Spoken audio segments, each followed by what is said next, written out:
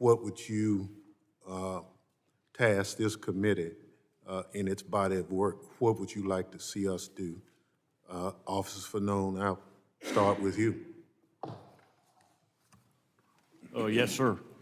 So while I understand that there have been investigations into the events of January 6th, my understanding is that those have addressed some of the micro-level concerns, that being the immediate security of the Capitol building itself, also the forced mobilization of officers that day, planning and preparation, and training and equipment concerns.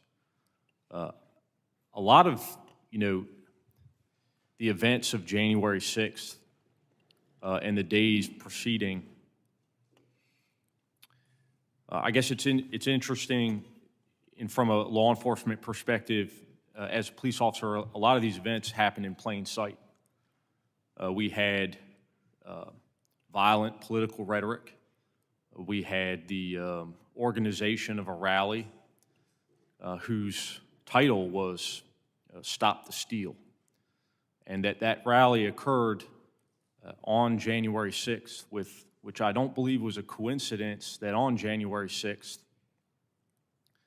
members of Congress, you here in the room today, were charged with tallying the electoral votes and certifying the election of our president. And in the academy, we learn about time, place, and circumstance in investigating potential crimes and those who may have committed them.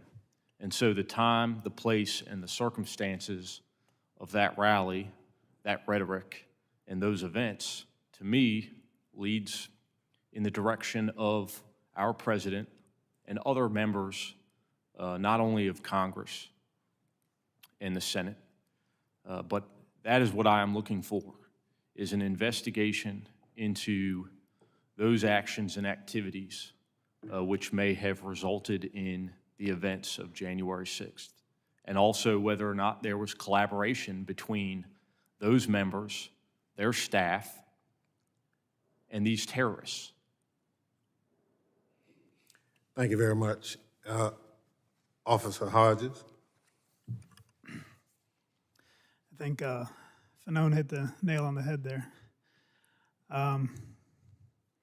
As patrol officers, we can only, deal with the crimes that happen on the streets, the misdemeanors, and occasionally the violent felonies. But you guys are the only ones we've got to deal with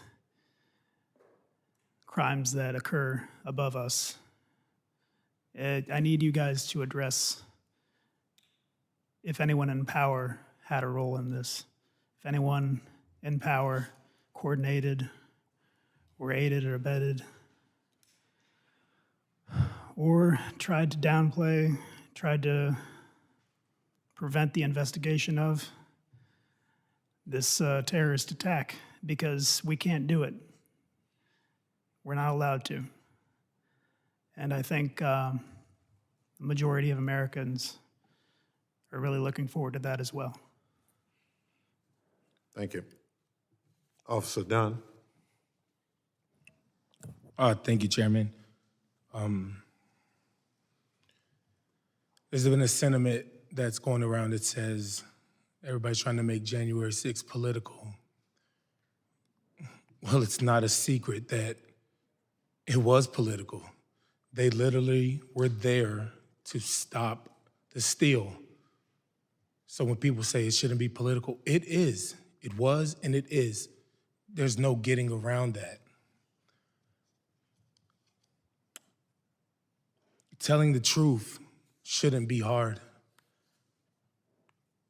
Fighting on January 6th, that was hard. Showing up January 7th, that was hard. The 8th, the 9th, the 10th, all the way till today, that was hard. When the fence came down, that was hard. We lost a layer of protection that we had, and the fence came down and still nothing has changed. Everything is different, but nothing has changed. Liz Cheney and Adam Kinzinger are being lauded as courageous heroes. And while I agree with that notion, why? Because they told the truth? Why is telling the truth hard? I guess in this America, it is.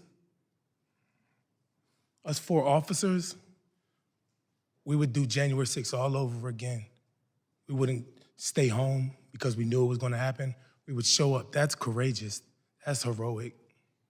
So what I ask from you all is to get to the bottom of what happened. And that includes, like, I echo the sentiments of all of the other officers sitting here. I use an analogy to describe what I want as a hitman. If a hitman is hired and he kills somebody, the hitman goes to jail. But not only does the hitman go to jail, but the person who hired them does. There was an attack carried out on January 6th, and a hitman sent them. I want you to get to the bottom of that. So, thank you. Well,